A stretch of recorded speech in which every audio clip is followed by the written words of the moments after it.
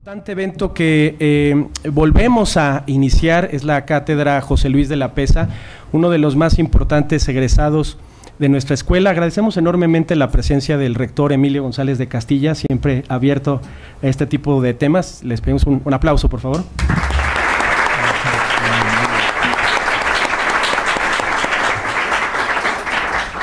También agradecemos la presencia del magistrado Felipe de la Mata Pizaña, egresado nuestro.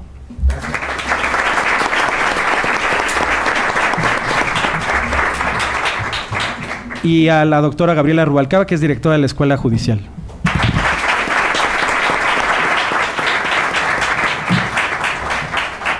Entonces, sin más, si usted tiene, rector, unas breves palabras, si quiere mencionarlo, muchas gracias.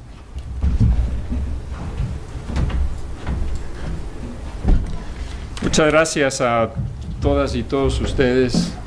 Como ven, una vez más la escuela se viste de gala con la presencia de egresados que cobran relevancia en nuestra vida nacional, y lo hacemos en este salón y en este foro que recordamos la cátedra de don José Luis de la Peza. Tenemos a su familia, algunas de sus familias aquí presentes. El maestro José Luis de la Peza fue un maestro que dejó huella en nuestra institución, además rector de la escuela también. Tenemos su impronta. Desgraciadamente la pantalla lo cubre un poco, pero es un error de diseño de la pantalla. Pero ahí está don José Luis observando este gran evento. Ahí está don José Luis. Y desde luego, pues don José Luis no solamente dejó huella en nuestra escuela, dejó huella en nuestro país. Él participó activamente en todos estos procesos electorales. Lo hizo dignamente, con objetividad, y la escuela se siente muy orgullosa de todo ello. Es uno más de los hijos de la escuela que trasciende en la vida de nuestro país. Y ahora contamos con la presencia de un magistrado también egresado de nuestra escuela, que nos acompaña, don Felipe de la Mata Pizaña, junto con doña Gabriela Rubalcaba. Les damos la más cordial bienvenida. Y desde luego tenemos gran interés en escuchar sus ideas, porque sin duda nuestro país va a tener tiempos muy interesantes por venir, y qué mejor que tener la presencia de quienes integran un organismo que costó mucho trabajo establecer y que juega un papel importantísimo en la democracia de nuestro país. Bienvenidos. Muchas gracias. Esta casa y este foro es de ustedes. Gracias.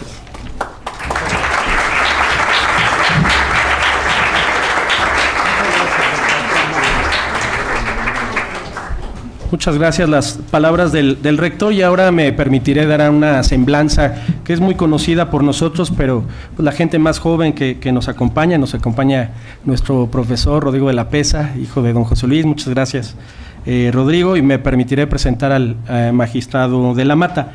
Es un abogado que es miembro de la Sala Superior del Tribunal Electoral, el máximo órgano en la materia, que le tocará calificar la elección presidencial el año que viene. Es abogado por nuestra escuela con mención especial en 95, maestría en Derecho por la Universidad Panamericana y 2 doctorados en Derecho por la Universidad Panamericana con mención honorífica y por la Universidad Castilla-La Mancha. Tiene un posgrado de Derecho Mercantil en nuestra escuela, así también como diversos cursos de posgrado en materia constitucional en la propia Castilla-La Mancha.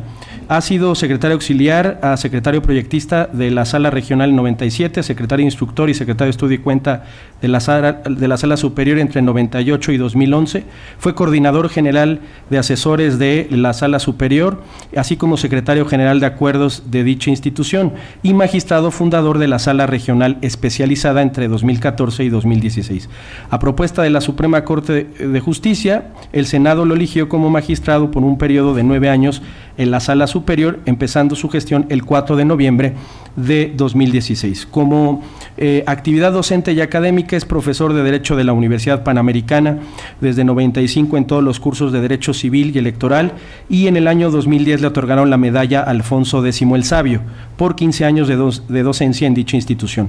Profesor titular de la licenciatura y posgrado en Derechos en Teoría del Derecho, Bienes y el Juicio para la Protección de los Derechos Político-Electorales en la Universidad Panamericana, así también como profesor de la licenciatura en cursos de Derecho Familiar y Obligaciones y Contratos en la Facultad de Derecho de la UNAM, y también integrante del doctorado en la Escuela Libre de Derecho. Bueno, le damos un fuerte aplauso. Su ponencia. Gracias. Muchas gracias.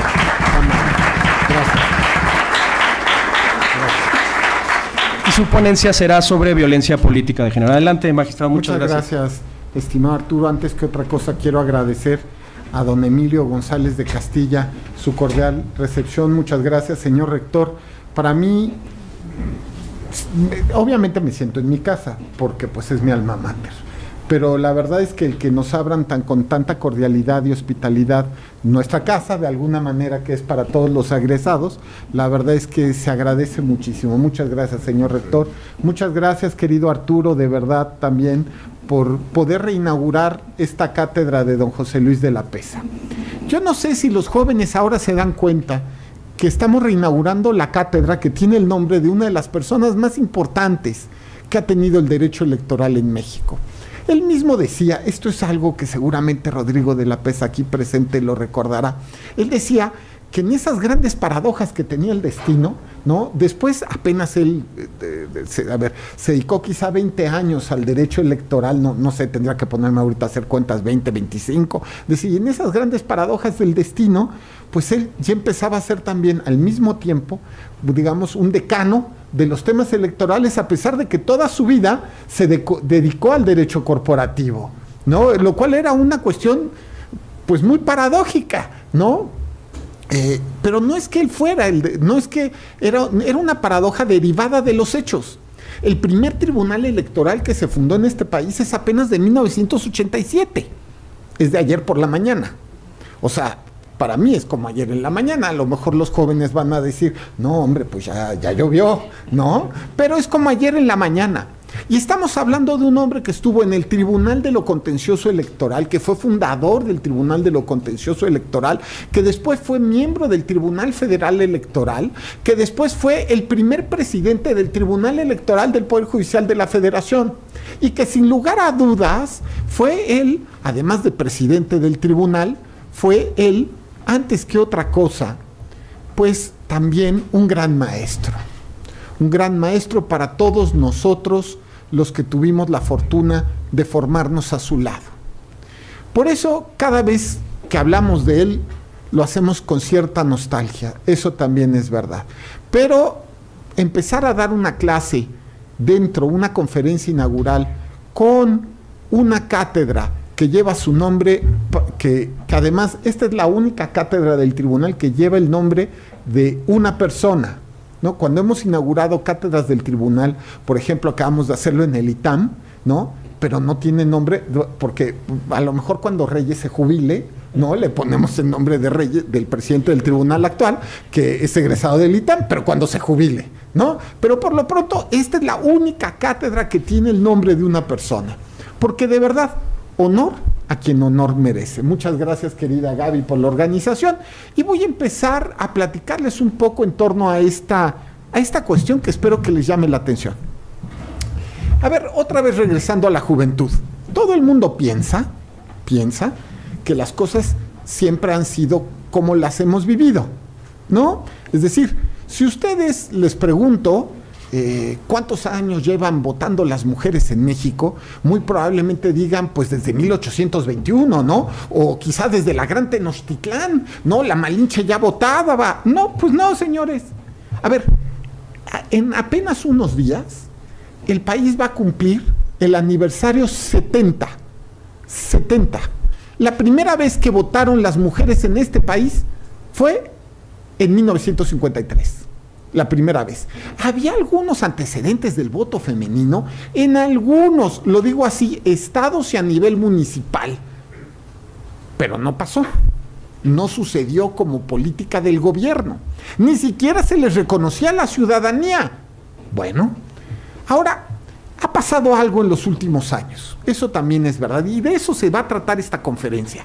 Vamos a hablar de lo que ha pasado gracias al Tribunal Electoral, a la interpretación del Tribunal Electoral y cuáles han sido los logros en torno a la participación de la mujer. Ojo, jamás voy a decir que esto es suficiente. Estoy diciendo que se han conseguido logros, pasos, porque hay que decirlo, se han conseguido pasos, pero que queda un gran camino por seguir.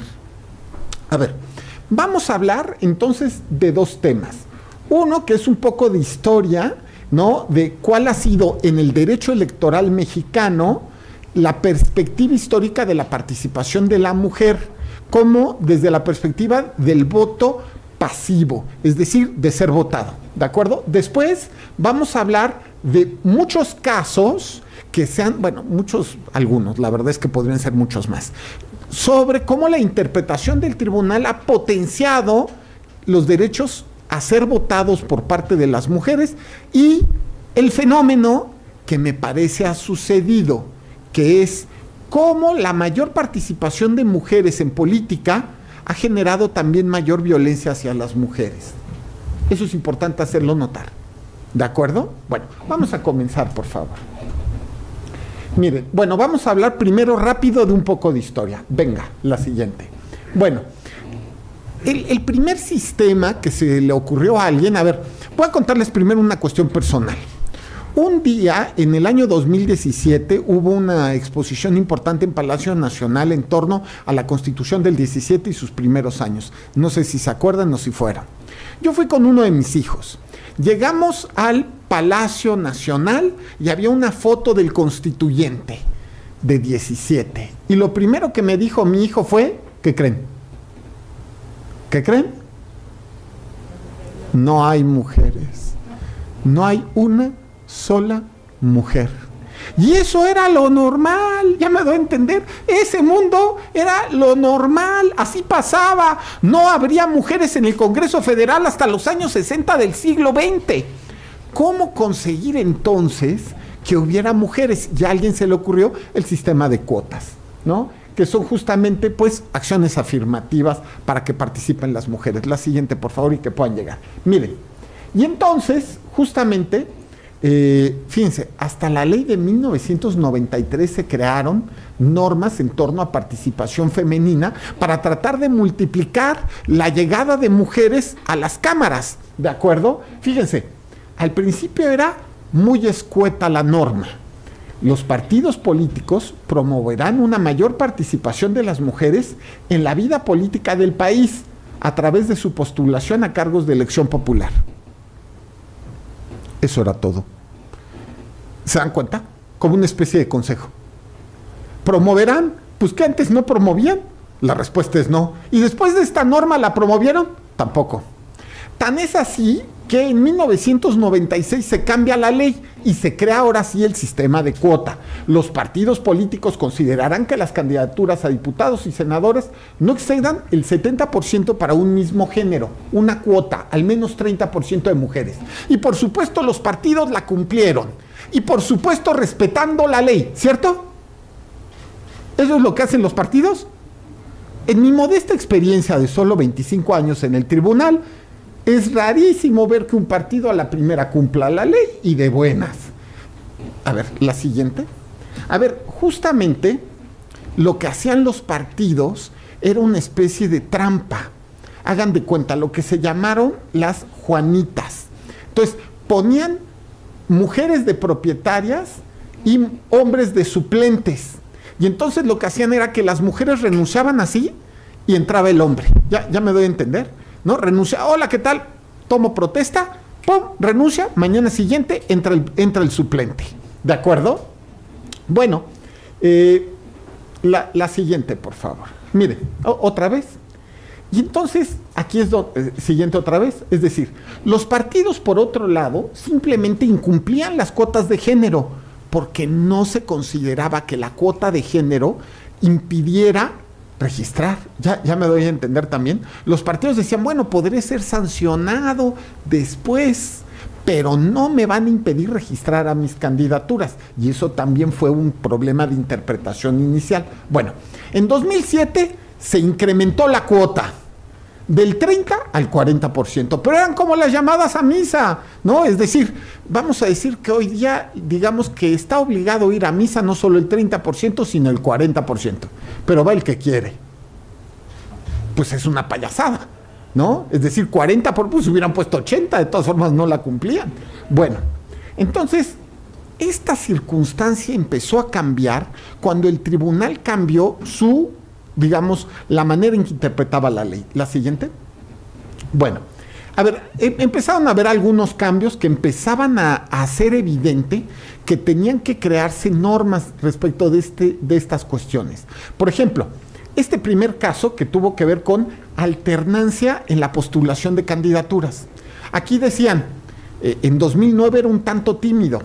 Si metes una fórmula de hombre, encabezada por hombre, pues después una encabezada por mujer. Pero claro, si iban Juanitas, como se llamaba el fenómeno, pues no tenías mucho por hacer, ¿de acuerdo? Entonces se volvía obligatorio que pudieras poner una fórmula alternada, ¿no? En las listas de RP, pero el problema es la mayoría relativa también. ¿La siguiente?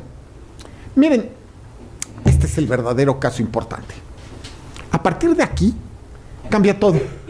Cambia la manera en la que entendemos el derecho electoral completo. Y se vuelve un compromiso de la justicia electoral con el cumplimiento de los principios que se encuentran en la Constitución en torno a la igualdad, pero lo más importante, tratando de cambiar el mundo. A ver, se hace una interpretación normativa, lo digo con sinceridad, imposible. Tú leías el COFIPE de la época y decías, era imposible llegar a esa conclusión. Pero lo importante no era hacer una interpretación textual de la norma, sino conseguir la igualdad y lo más importante, que cumplieran los partidos las cuotas.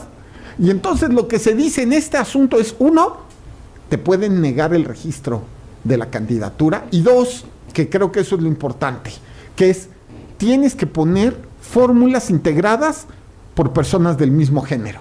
Es decir, 2 hombres, un propietario y un suplente, o 2 mujeres, una propietaria y una suplente.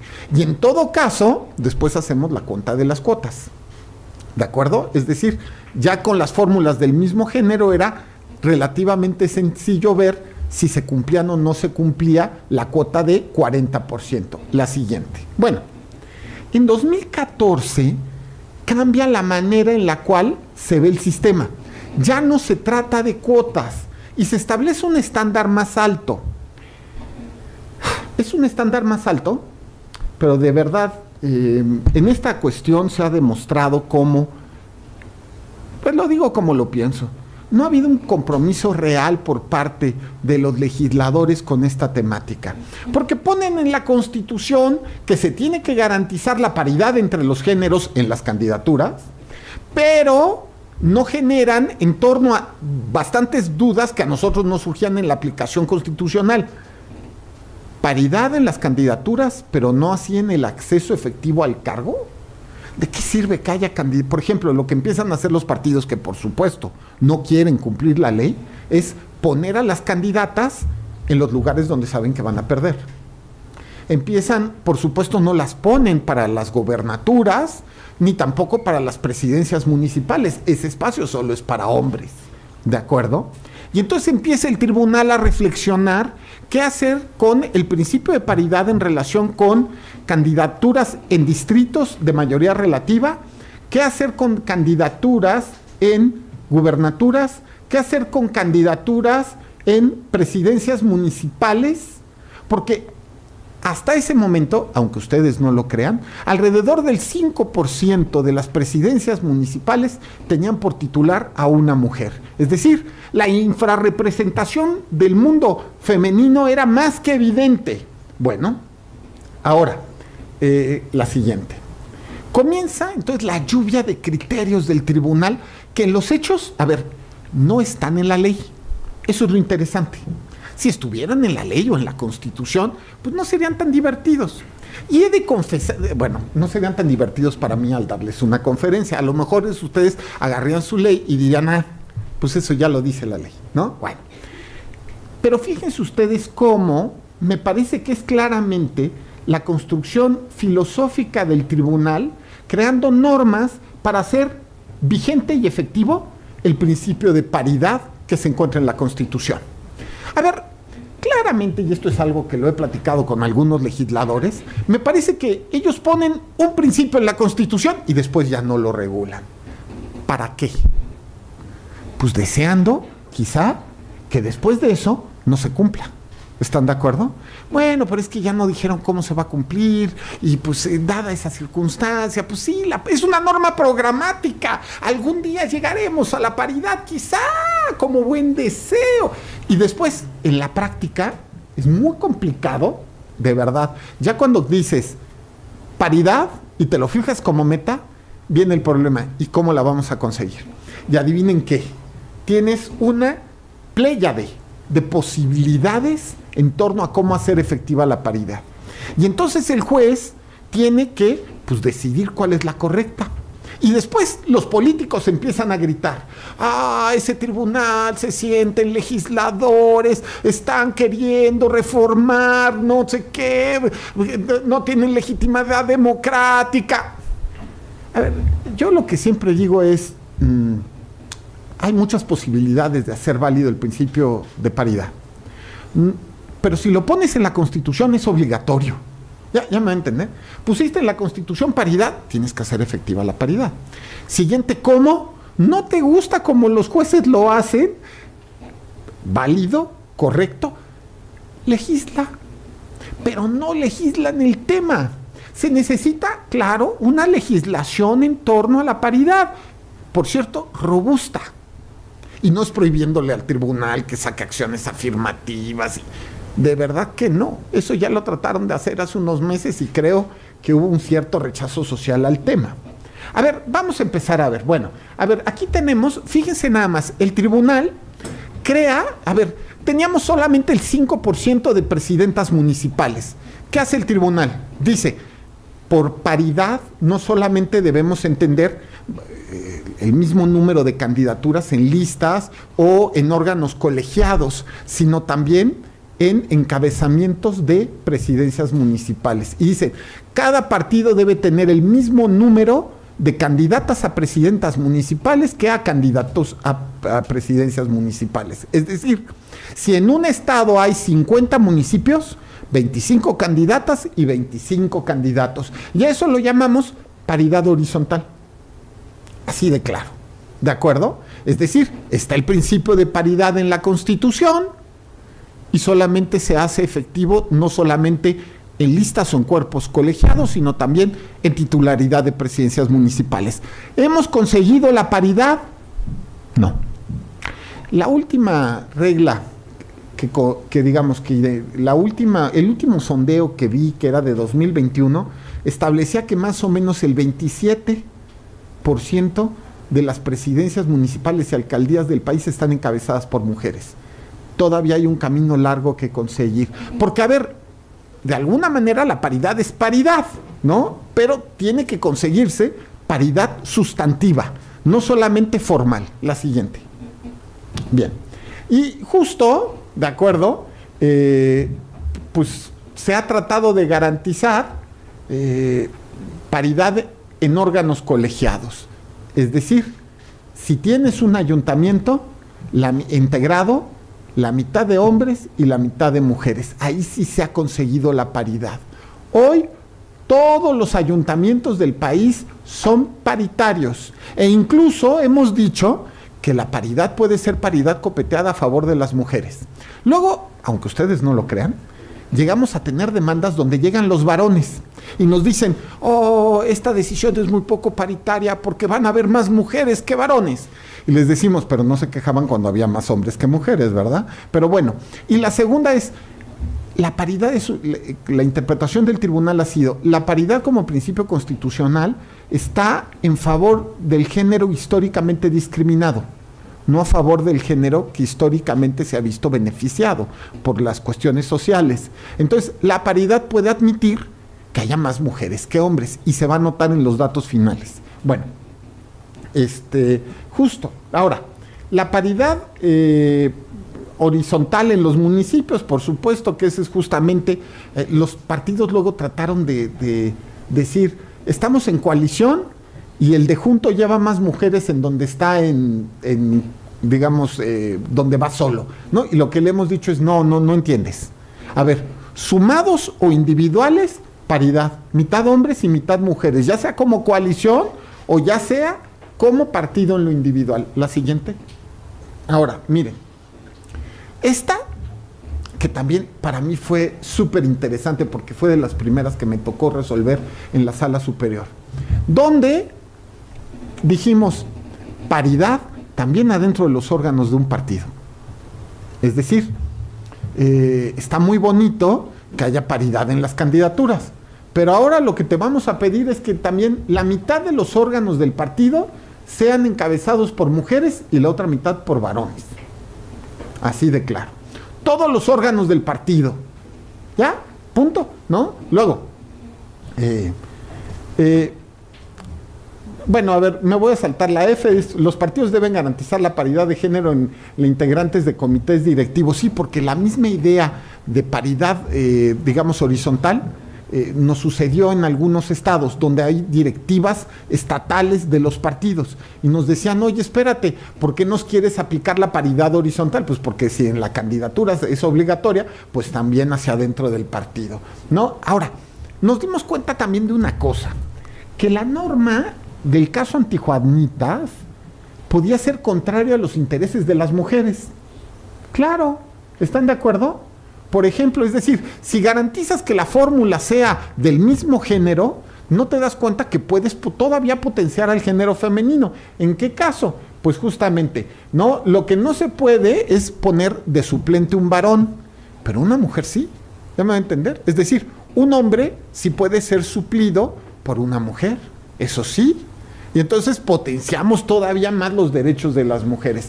Algo que no se nota salvo que cuando lo ves en la práctica, que es, si empiezas, empiezas tu lista de RP con mujer, normalmente generas que hay un lugar más para una mujer.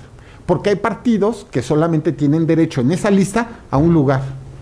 Y cuando eso, o a 3, cuando eso pasa, se puede conseguir mayor representatividad del lado femenino si encabeza mujer. Entonces, establecimos justo que era válido y obligatorio, así, digamos, iniciar las listas con mujer. Y cuando habían varias listas, como pasa en, digamos, en las circunscripciones de diputados federales, entonces se cumple un año 3-2 y digamos, y 3 años después, otra vez, pero al revés, 2-3. ¿De acuerdo? La siguiente. Ahora, este caso fue divertidísimo. La última vez que vine a La Libre, que fue hace como 3 o 4 años, ya no me acuerdo, di una conferencia del tema y me eché un debate súper divertido, para mí, seguramente para ella también, con una alumna de La Libre. Donde el tema es, ¿y qué hacemos con las mujeres trans? ¿Dónde se computan las mujeres trans? Bueno, les voy a decir, porque esto es un tanto conclusivo. A ver, terminamos estableciendo que las mujeres trans se computan del lado de las mujeres. ¿Y con qué se prueba que eres mujer trans? Con simplemente tu voluntad en el registro de la candidatura respectiva. Y esto puede tener varias cuestiones que pueden hacer que esta discusión se vuelva muy divertida y me acuerdo que en esa ocasión esta alumna que había hecho muy bien su tarea, porque llegó, eso muy buena, y como todos los de La Libre, ¿no? Llegó y traía leído el voto particular de uno de mis compañeros, exacto, ¿no? Y entonces vino así como diciendo, no, que no sé qué. Bueno, pues creo que debatió más que mi compañero en el pleno, ¿no? Pero bueno, estuvo súper divertido esa vez. Ahora, y lo que les decía, paridad copeteada, es decir, si el resultado genera que haya más mujeres, es válido. Lo que no se puede es lo contrario. Más hombres, no. La siguiente. Ahora, vino la reforma constitucional de paridad, que se llamó paridad en todo, y que eso de paridad en todo es un decir. Fue paridad, más paridad que la del 14, pero la verdad es que, se ponen todas estas reglas que ahora están en la Constitución y algunas en la ley, pero les soy sincero, no terminan de establecerse las reglas de cómo conseguirlo. Y ese es el tema, ¿no? A ver, por ejemplo, paridad en el INE, los soples, partidos, precandidaturas y candidaturas, pero vuelve a ser lo mismo, ¿cómo lo consigues? Y en el INE, bueno, y en los soples, ¿no? Y además, reglas como, ¿y qué haces cuando los órganos son impares? ¿Cómo se consigue la paridad en órganos impares? En fin. En tribunales locales, alternancia de género mayoritario, garantizar la paridad en las salas del tribunal, es decir, en el tribunal siempre tiene que haber al menos, y me parece que eso sucederá para bien de México, cuando ahora que termine el proceso de elección de un magistrado y una magistrada, que serán electos dentro de un par de meses, donde ya habrán 3 mujeres y 4 hombres, ¿no? Seamos ambiciosos. Ojalá después sean 4 mujeres y 3 hombres. Es que, como decía Ruth Bader Ginsburg, ¿por qué nos asusta pensar que incluso un tribunal pudiera estar integrado completamente por mujeres si por décadas había tribunales solamente integrados por varones? Es que eso, ¿qué nos tiene de sorprendente? ¿No? O sea, ay no, como puras mujeres. ¿No? En fin. La siguiente, por favor. Bien. Ahora, algunos casos. Esta fue una de las sentencias de las que aquí entre nos yo me siento más orgulloso en mi vida. Bien difícil. ¿Cómo consigues la paridad en las gubernaturas? A ver, históricamente, hasta antes de esta sentencia, había habido en este país 10 gobernadoras. ¿Cuántas gobernadoras hay ahorita? 10. Es decir, de 2021 a hoy hemos conseguido que haya el mismo número de gobernadoras que las que habían existido de 1821 a 2021.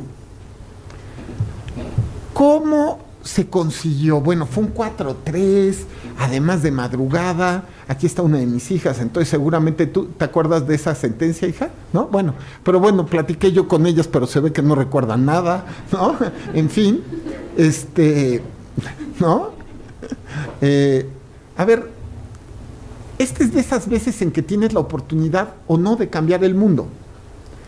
Y puedes, de verdad, cambiarlo, y que no puedes llegar y después decir, pude cambiar al mundo y me conformé con no cambiarlo. A ver, se estableció ese año que la paridad también horizontal se tenía que contar respecto de las gubernaturas. Ese año se elegían 15 gobernadores, ¿no? Entre gobernadores y gobernadoras 15. Y dijimos, al menos 7 candidatas mujeres. Y si recuerdo bien, ganaron 8 mujeres, ¿eh? O sea, vamos, a ver, lo que les estoy diciendo es, gracias a esa sentencia, y que se impuso ese deber a los partidos, y a la iba a decir buena voluntad, no, estoy hablando de otro país, no, ya que cumplieron la sentencia, ¿de acuerdo? Es que se pudo conseguir que ahora haya 10 gobernadoras. A ver, es tan simple, ¿cuándo se conseguirá la paridad? Perdón, ¿cuándo? ¿Cuántas se necesitan? ¿Cuántas? Chicos, chicas.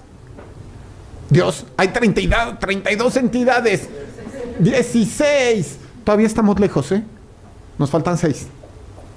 Bueno, la siguiente. Y este caso fue súper importante en mi vida, vamos a decirlo así también.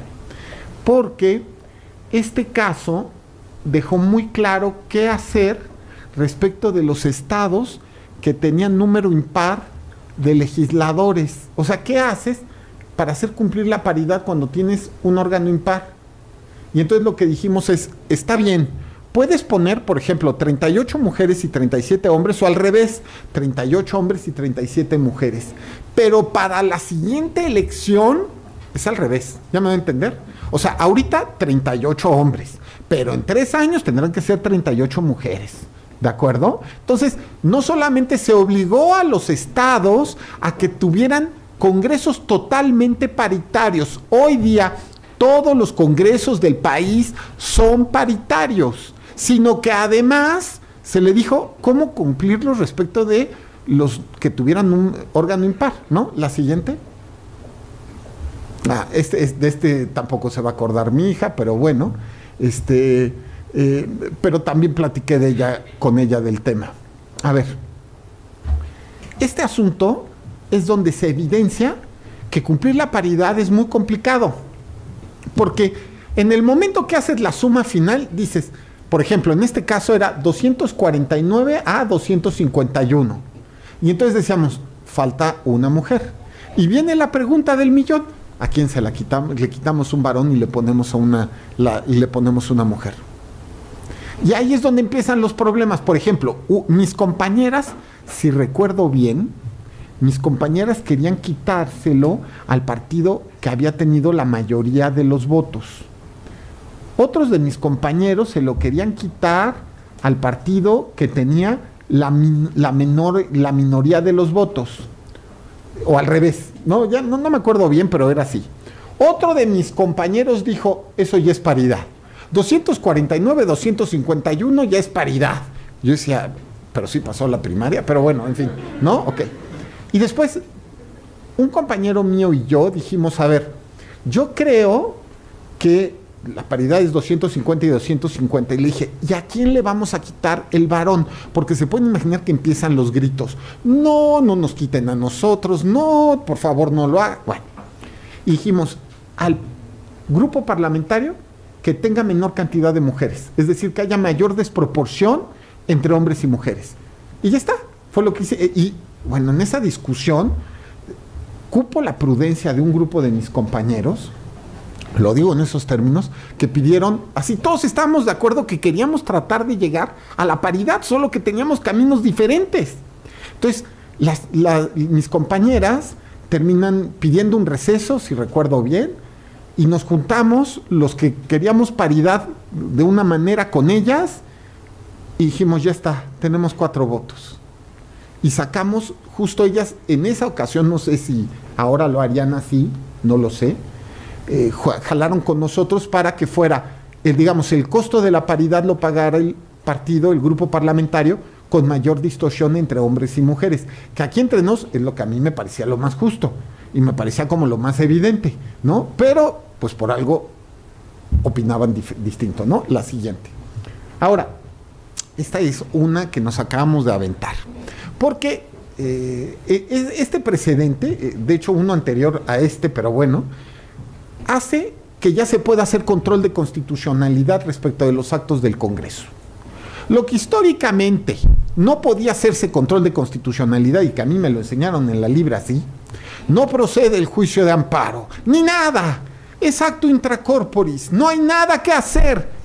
Pues yo no me sentía nada tranquilito cuando yo escuchaba eso, es decir, me daba la clase mi profe, espectacular por cierto, de amparo, y ya la neta yo decía, no me siento cómodo con el resultado, y la vida me permitió llegar a la sala superior y abrir el tema electoral al análisis de actos parlamentarios. Entonces ahora el control de constitucionalidad de actos parlamentarios se hace por la vía electoral. Los gritos han sido terribles, ¿no? O sea, se ha gastado más saliva en esta temática que la que ustedes se puedan creer. Nos modificaron la ley para crear una causal de improcedencia, que por cierto estaba mal redactada, pero bueno, una causal de improcedencia para que no osáramos meternos a los actos del Congreso. La Corte declaró inconstitucional la causal de improcedencia, y a mí me resultaba evidente, pero bueno. Y por ahora, mientras no nos cambien la Constitución, la jurisprudencia del tribunal ha definido que se puede hacer control de los actos del Parlamento por vía de los medios de impugnación en materia electoral. Ahora, se impugna la forma en la que se encuentra concentrada, digamos, distribuida la Comisión Permanente del Congreso de la Unión. No recuerdo exactamente los números y no están aquí, pero eran, de verdad, eran como 3/4 partes de varones y 1/4 parte de mujeres.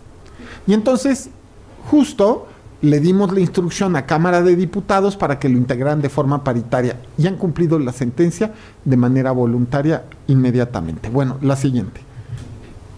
Y bueno, esta sentencia que fue la que generó que quisieran hacernos una reforma constitucional, unificamos a todos los partidos en nuestra contra en mayo pasado, en la cual osamos obligar a la Cámara de Diputados a que eligiera una presidenta del INE. Cuando por 30 años el INE solo había sido presidido de manera temporal por 15 días por una presidencia temporal. Es decir, no había habido en 30 años una presidenta del INE. Había un techo de cristal puro y duro, y no de tanto cristal, parecía de hormigón, porque los gritos fueron: ¿cómo se atreven si somos una soberanía? Yo le hago una broma, no es lo mismo soberanía que soberbia mía. Y por otro lado, para eso sirven las acciones afirmativas, justo para cambiar las cosas. Donde no cambiarían de otra manera, se cambian a través de acciones afirmativas. Y eso fue justo lo que pasó. La Sala Superior del Tribunal creó una acción afirmativa para que en las ternas integradas vamos a decirlo así, por el comité técnico, para que fueran insaculadas, pues aquí entre nos, que la de presidenta fuera solo mujeres.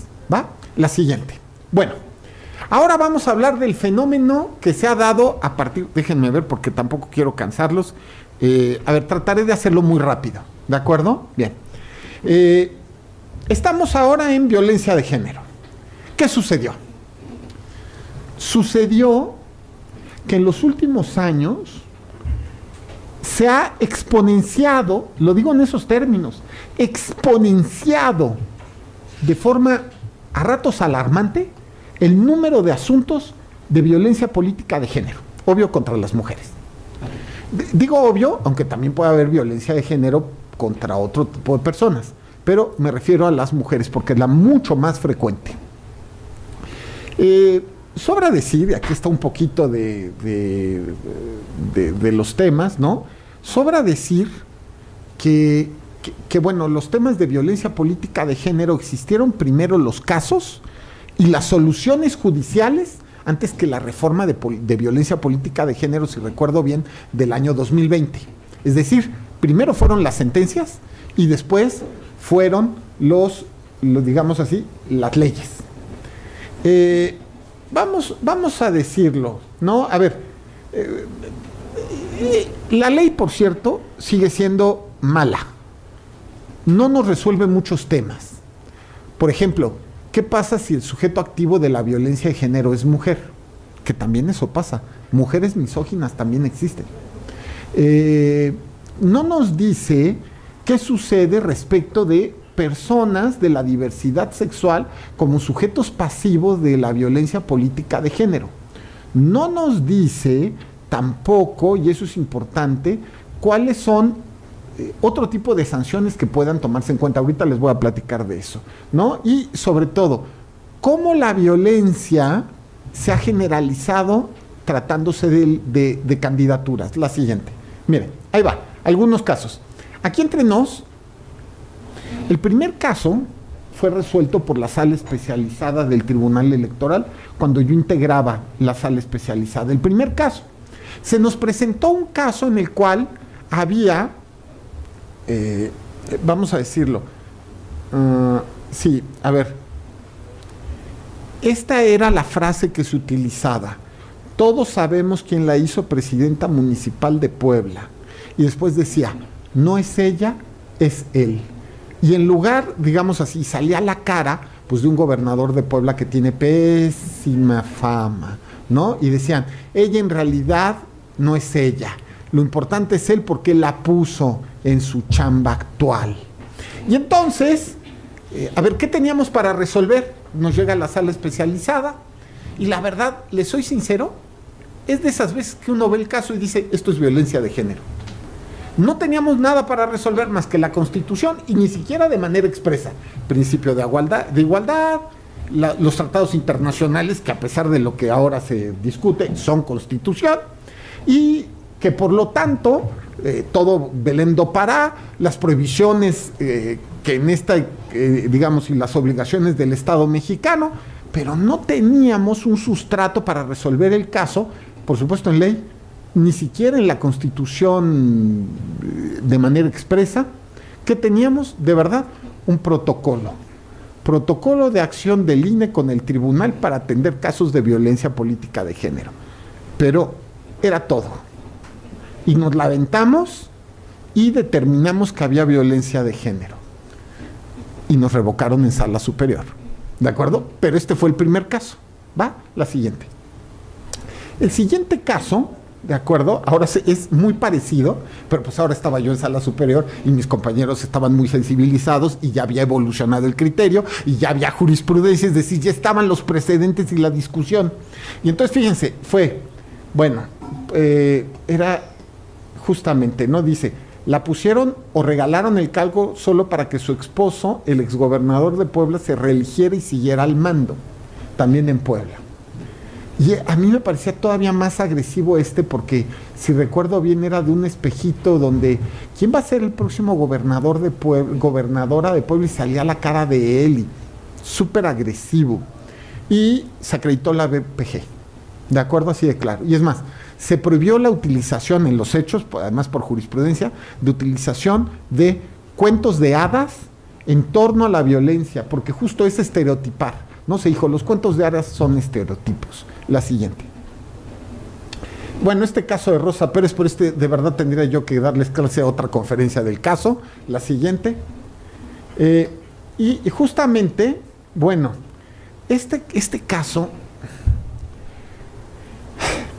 a pesar de las cosas que luego uno se sorprende y las contradicciones de criterio que pueda haber a ratos, voy a decir lo que se puso en este caso, y derivado de esto se formó jurisprudencia. La BPG es tan importante que incluso si eres incompetente, tienes que dictar las medidas precautorias, es decir, las medidas cautelares. Llega el caso de BPG y no eres el competente. Por ejemplo, le llega al Tribunal de Chihuahua un asunto que es de Durango, dicta medidas cautelares y remite a la competente. Así de simple. Ya. Porque hay que evitar, y digamos así, terminar con el tema de violencia. Eso a pesar de las sentencias que últimamente he visto que no necesariamente han resuelto eso. La siguiente, por favor. ¿Otra? Bueno, después de estos casos vino la reforma de BPG, ¿de acuerdo? Se puso el concepto, por cierto, de la jurisprudencia, los elementos de la jurisprudencia, las conductas de verdad. Lo que hicieron sobre todo fue tomar en cuenta la jurisprudencia, ¿no? Ahora, el tema, y esto es lo interesante, es la siguiente, los criterios que han venido después. Si alguien me pregunta, y ese es el problema ahora del legislativo, siempre van atrasados. Entre que no hay reformas electorales y que pues, ¿cómo decirlo? Bueno, no voy a decirlo lo que pienso, pero que no están puestos al día, digamos así, completamente.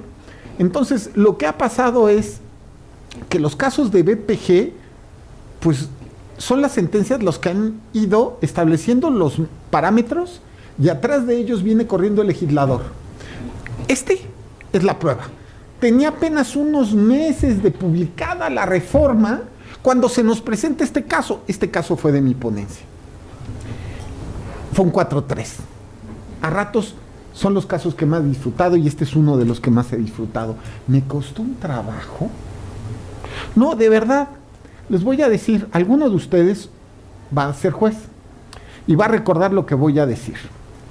Claro, hacer votos particulares, pues está lindo, ¿no? Es bonito. Que te recuerden, mira este voto particular que quizá la historia va a recordar. Pero lo difícil es conseguir la sentencia. Sobre todo cuando tú tienes una idea clara respecto de que hay una solución posible a una cuestión determinada. Más allá de ponerte tú la estrellita, ¿verdad? Que eso a mí me vale cacahuate. Pero si es lo correcto hay que hacerlo. Y el tema es, no quieres que quede en voto particular. Y así se trataba esta sentencia, para mí era, yo me daba cuenta. y traíamos la petición, además, que era, ¿qué hacemos para que la violencia de género se evite? Y una es, bueno, pues sí se puede anular la elección, ahorita vamos a platicar de eso, se puede sancionar una multita, pero no parecía del todo eficiente. Y entonces se nos ocurrió crear un registro nacional de personas sancionadas, donde ustedes quieren saber quiénes son miembros del registro nacional de personas sancionadas, entren al registro, es público, googleenlo, y van a aparecer todas las personas sancionadas en definitiva por sentencia judicial. Pero tampoco estamos locos, ¿no? Así de, no, denunciados, no, sentencia definitiva judicial. Y no saben, los partidos y los candidatos entran en shock en el momento que les dices, te voy a meter al registro. ¡Pum!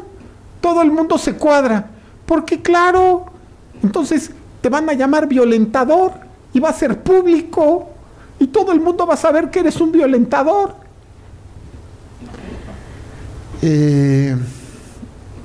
No tenía fundamento legal el registro, ni sigue teniendo, el Registro Nacional de Personas Sancionadas por BPG. Pero vuelve a ser lo mismo, Belém do Pará, principio de igualdad, principio a una vida libre de violencia, y le ordenamos al INE que creara el registro. Y conseguir los 4 votos, créanme que fue difícil, pero los conseguimos. La siguiente, por favor. Y este caso, que también es histórico, donde dijimos, bueno, y si a pesar de todo hay violencia de género el día de la elección, se puede anular la elección. Pero tampoco podemos decir que todas las elecciones por violencia de género se anulen. No estoy diciendo eso. Tienen que darse los supuestos de todas las nulidades. Es decir, que tiene que ser determinante. ¿De acuerdo? Es decir, la conducta de violencia tiene que llevar, en su caso, a el resultado equivocado respecto, digamos, del proceso electoral. Y ese era el caso. Se trataba de una comunidad pequeña, si recuerdo bien, en Guerrero, en la Sierra de Guerrero, donde se trataba de reelegir la presidenta municipal y donde a la entrada de las casillas hicieron pintas, algo así como, las viejas no sirven, de verdad, algo así, las viejas no sirven para gobernar, las viejas a la cocina. Era una comunidad pequeña, ¿no? Y se determinó que el bullying, sumado a que el día de la elección estaban esas pintas afuera de las casillas, y le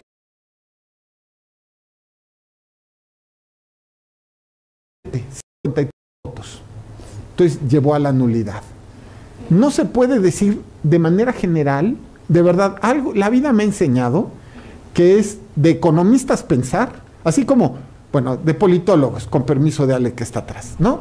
Los politólogos son para los electoralistas lo que los contadores para los fiscalistas. ¿Ya me voy a entender? Nadie sabe más fiscal que un contador. ¿A poco no? ¿No? O sea, nunca ha habido nunca un fiscalista más brillante que un contador. Y uno dice, ¿no? Bueno, ok, pasa lo mismo con los politólogos y los electoralistas. Nunca ha habido un electoralista más brillante que un politólogo, ¿no? Bueno, es de politólogos pensar que simplemente ante casos que parecen iguales, digamos, el resultado va a ser idéntico. Porque depende de muchos factores. Por ejemplo, ¿qué tal que en uno la demanda se presentó extemporánea y en el otro no? ¿De acuerdo? O en uno los agravios son inoperantes y en el otro no. Obvio, ¿no? O ya no digamos exquisiteces probatorias. Pero bueno, luego los politólogos gritan, los casos son iguales, el resultado debe ser igual. Será que llevo demasiado tiempo metido en expedientes que me doy cuenta que es mucho más difícil que eso. Pero a ver, vamos a ver esto. Entonces, no este precedente que fue histórico, a ver, no lleva a la conclusión que todos los asuntos en que haya BPG necesariamente va a llevar a la nulidad. Pero sí asienta el precedente de que un asunto con BPG puede llevar a la nulidad. Y eso es importante. La siguiente. Bueno.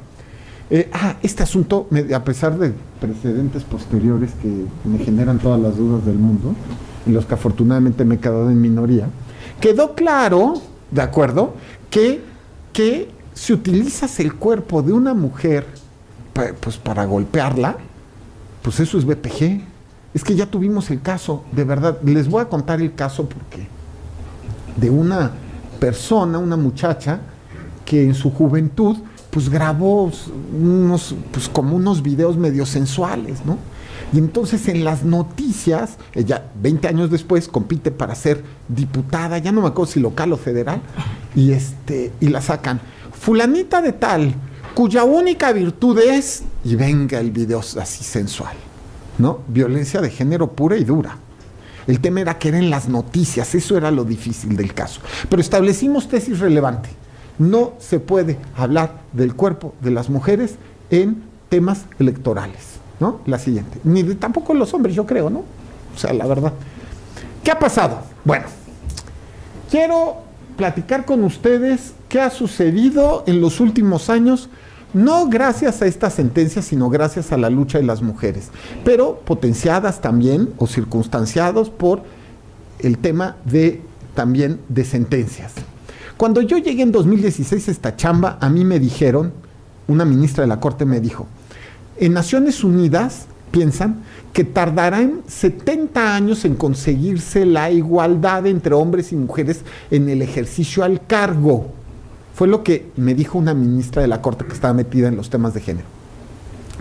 Y me di cuenta que era una responsabilidad pues, de todos los órganos del Estado mexicano conseguir que eso se consiguiera antes.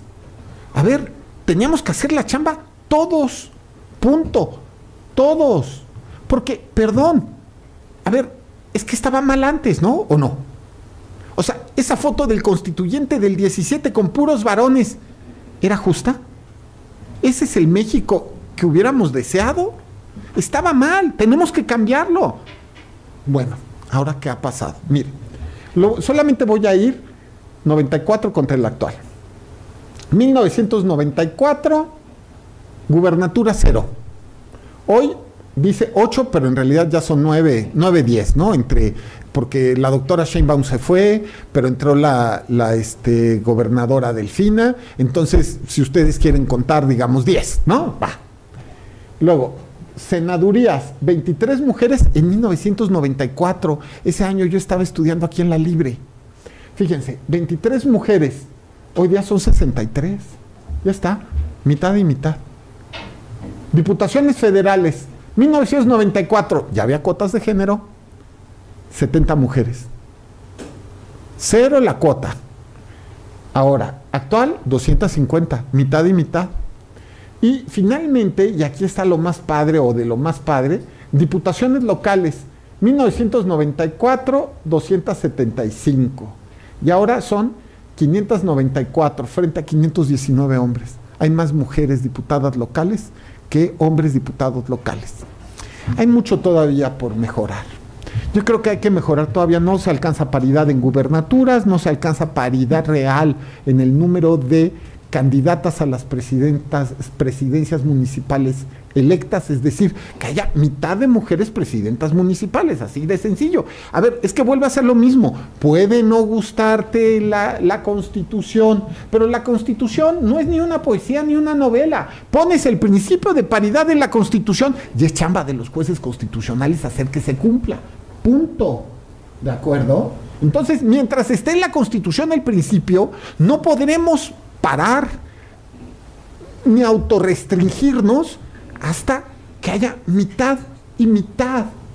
Pero es que eso es lo que manda la Constitución, paridad en todo, ya está. A ver, bueno, la siguiente,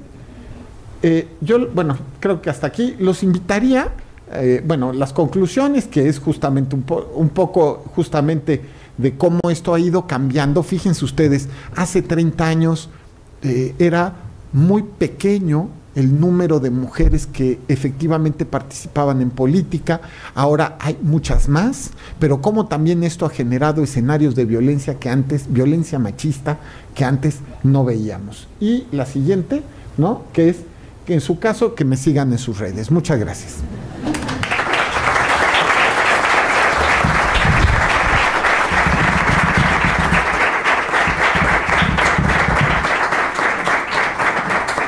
Pues muchas gracias. Agradecemos al magistrado Felipe de la Mata su extraordinaria conferencia y daré tiempo para una o dos preguntas. Hay que agradecer al maestro Hernández de Rubín, que facilitó también, agradecerles enormemente su interés. Si alguien se quiere animar.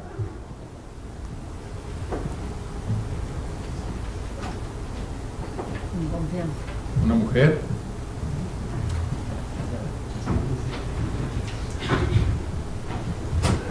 Hola, tengo una breve pregunta sobre algo que ocurrió también en Puebla y creo que también con el mismo personaje que creó una campaña, justamente no recuerdo si era 2018, en el que pone una foto en la carretera de Puebla, en los edificios donde él era el personaje abrazando pues a la exgobernadora difunta.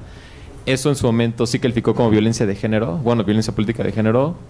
¿O en qué medida se tomó? No recuerdo los espectaculares, pero sí recuerdo bien los spots en los que derivaron de esos espectaculares seguramente. Sí se determinó que el spot era violencia de género y además se bajaron del aire, ¿no? Entonces, los espectaculares se vuelve un tema más minucioso y queda primero en el OPLE y después llega a la sala superior. Entonces, ahorita lo tengo menos fresco. Muchas gracias.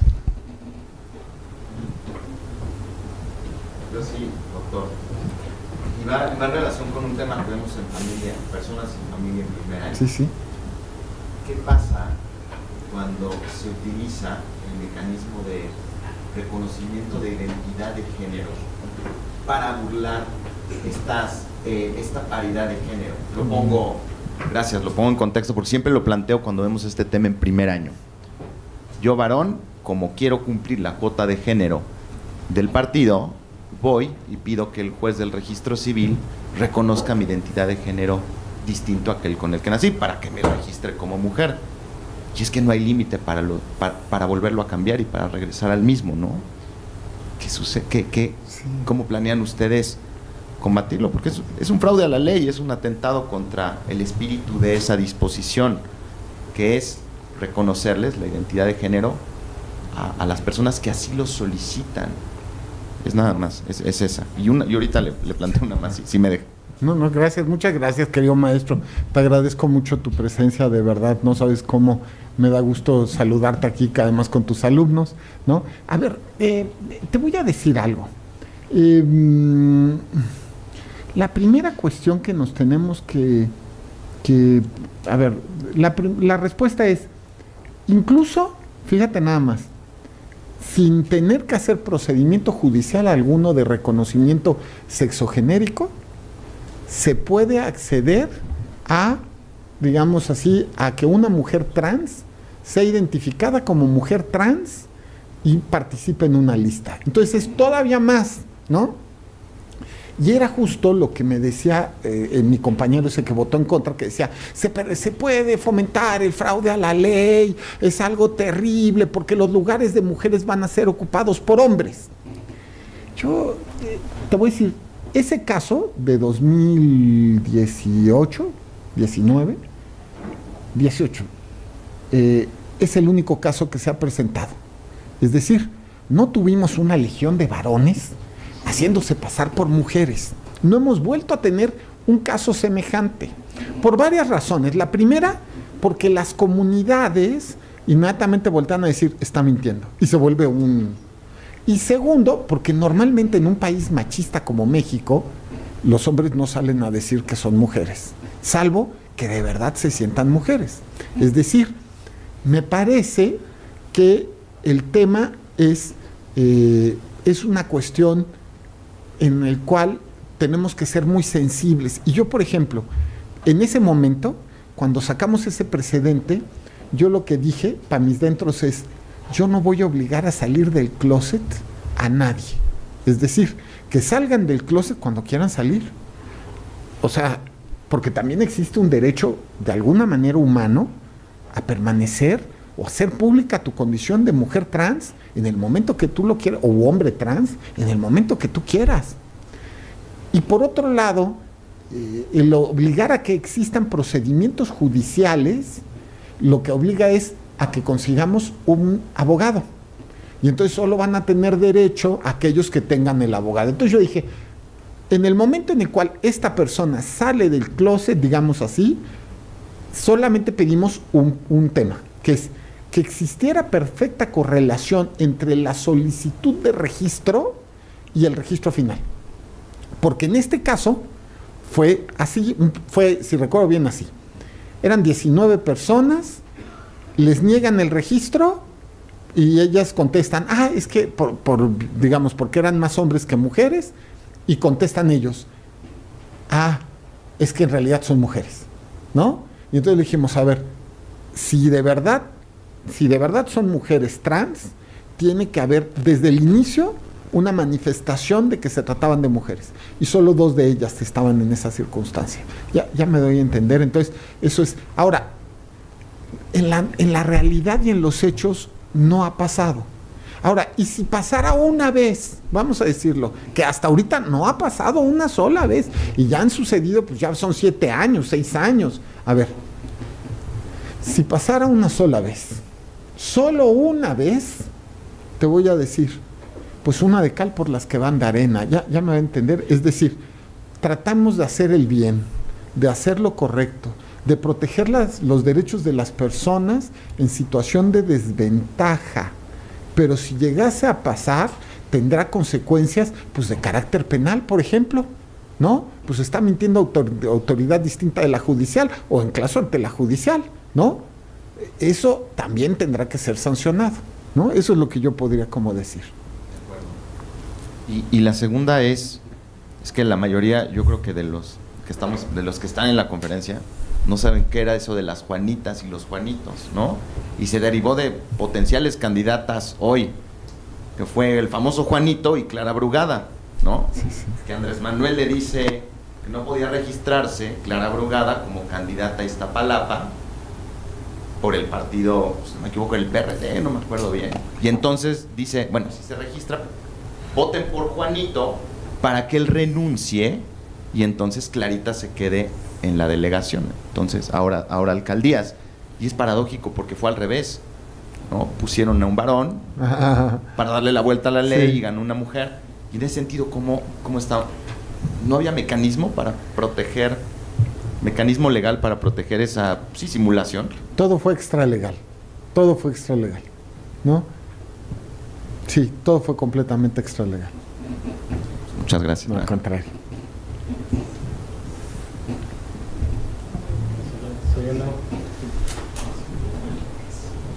Por dar preferencia a quien no ha preguntado, ¿no? Para que todos tengamos posibilidad de...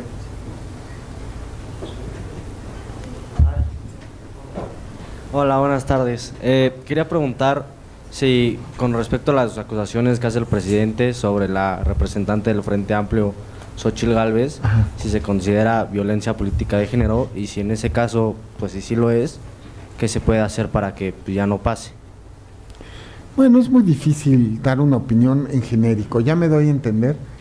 Ahí es donde tiene que ser respecto de lo que dijo alguien en determinado momento y circunstancia para dar una opinión. Y si diera una opinión respecto de un caso que todavía no es juzgado, pues no podría ya opinar en el pleno de la sala, que eso es lo importante que opine. Ya me doy a entender. Entonces no podría del todo pronunciar. Gracias. Segunda pregunta. Otra cosa que yo he visto mucho es, por ejemplo, lo que ocurrió con Norma Piña y con personas como lo fue el Chapucero TV, Calaca Norteña, hasta multimedios como es 11, Canal 11, que tal vez exageró un poco, pero sí fue un linchamiento masivo de parte de todos los medios relacionados con la Cuarta Transformación, o que cobran de la Cuarta Transformación. En este caso, no sé si haya contado como violencia de género y cómo se reprime un órgano que, si bien no está afiliado al partido político o al gobierno, o sea, cómo se reprime o se llega a reprimir. Sí, la pregunta nominal no la puedo responder por iguales razones, pero voy a responder en abstracto. A ver, la primera cuestión, ese tipo de cosas son bien complicadas, porque aquí viene un segundo valor, o un primer valor, pero un segundo, además de del tema de protección a una vida o derecho a una vida libre de violencia, que es el tema fundamental de libertad de expresión y libertad de prensa. Puede ser que no me gusta lo que haga un periodista, pero en principio tiene presunción de validez y de licitud su conducta. Y en todo caso, se necesita una denuncia con pruebas para identificar que el periodista está actuando más allá del margen constitucional y legal.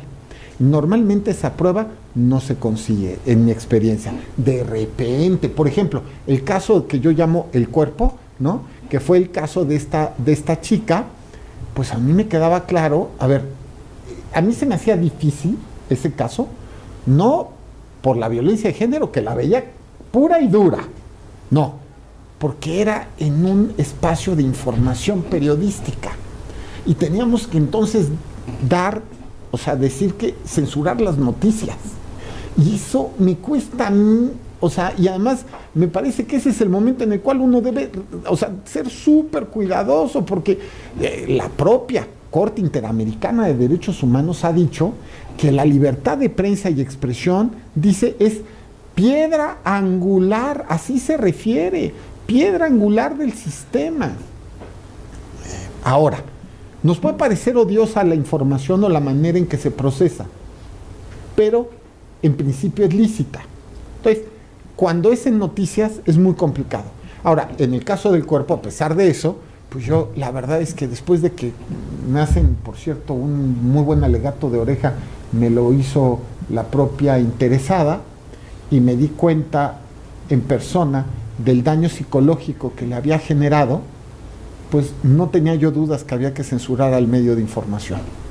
Ahora, ¿qué se les puede hacer? Bueno, a un medio de información se le puede multar, a ellos sí, a los servidores públicos no, pero bueno, multar. Y yo creo que lo interesante no son tanto, digamos, lo que dice la ley, que la ley dice que se les puede multar, sino lo que no dice la ley y que debería decir, que son, por ejemplo, las medidas de reparación y las garantías de no repetición, que eso es la jurisprudencia del tribunal lo que lo ha creado, y son amplísimas. Por ejemplo, discúlpate. Por ejemplo, dale el mismo tiempo respecto de esta temática y di que erraste, ¿no? Así. Ahora, tratándose de sujetos privados, es relativamente fácil hacerlo cumplir. Tratándose de servidores públicos, dado que la ley electoral no establece sanciones a los servidores públicos, ha resultado ser un sistema muy ineficiente, ¿no? Gracias. Bueno, pues con esta última pregunta cerramos esta sesión agradeciendo la presencia del rector, del magistrado de la Mata, gracias. La doctora, y para finalizar, pues un reconocimiento al magistrado. Muchísimas gracias. Muchas gracias. Muchas gracias.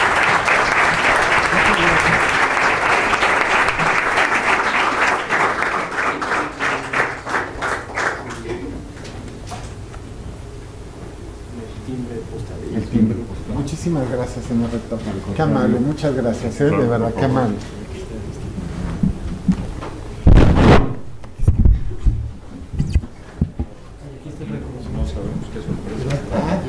Este es el reconocimiento. Muchas gracias. Muchas gracias. Muchas gracias. Qué amable, de la cátedra de don José Luis, qué padre. Muchísimas gracias. Muchas gracias, señor rector. Qué amable, de verdad. Muchas gracias.